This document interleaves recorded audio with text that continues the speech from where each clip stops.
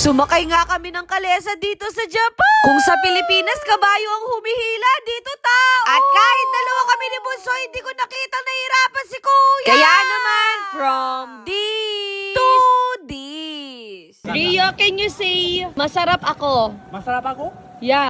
Yeah, handsome.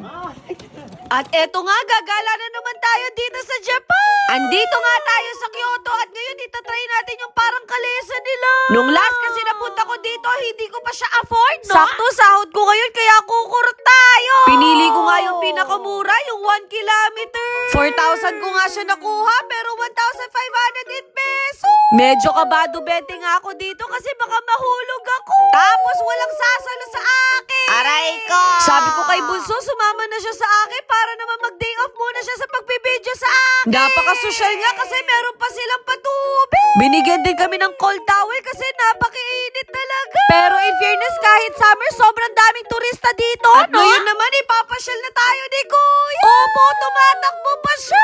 Isipin nyo, araw-araw nilang ginagawa to. Pakiramdam ko, parang sumakay din ako sa kalesa. Pero ang kaibahan, tao talaga ang humihila.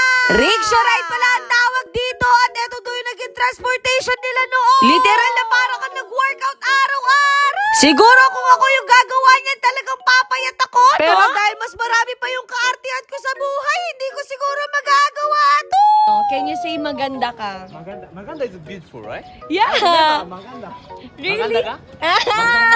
Oh, diba? Binula pa ako ni Kuya. Rio, can you say, masarap ako? Masarap ako? Yeah. Yeah, handsome. Hoy, wag mong dinadala dito yung kalokohan mo!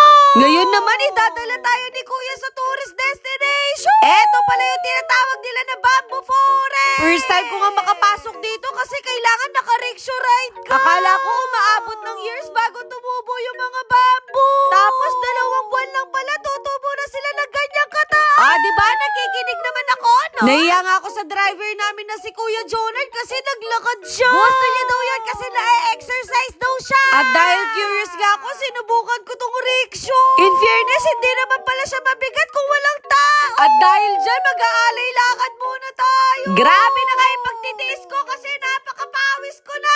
Wala akong masabi sa view kundi napakaganda. Kaya kapag tinatanong nila ako kung ano pinakagusto kong country, talagang Japan. Hindi lang dahil maganda at malinis dito, kundi napakabait din ng mga tao. Sakto, nagutom na rin ako kaya kakain na tayo. Magbe-beef muna ako kasi deserve ko naman to, no? Yung pamangkin ko kahit saan nakakatulong. Yung isa-serve nga nila na beef, medyo fried lang sa labas tapos medium rare sa loob. Kaya kapag hindi mo pa siya gusto, pwede mo siya lutuin. Grabe, napakadami ng survey kasi sa akin lahat to. Nung simula pumunta ako dito sa Japan, hindi na ako nakapag-diet. Hoy, hindi ka naman talaga nagda-diet. Medium rare talaga yung gusto ko pero sabi ko kailangan ko muna mag-cloud chase. Sayang naman kung hindi ako maglalaro ng luto-lutoan. Itadaki mo.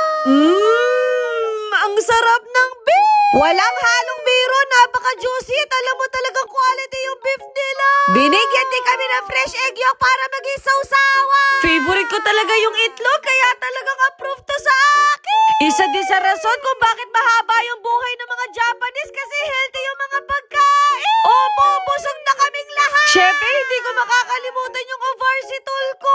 Sobrang proud ko nga sa product na to kasi made in Japan. Kaya kung nakaka-experience kayo ng hormonal acne o kaya irregular period, kailangan nyo to. Opo, isa din to sa rason kung bakit nawala yung PCOS ko. Basta kapag bibili kayo ng ganito, siguraduhin yung i-double check kasi ang dami ko makalat na face. Ayun lang.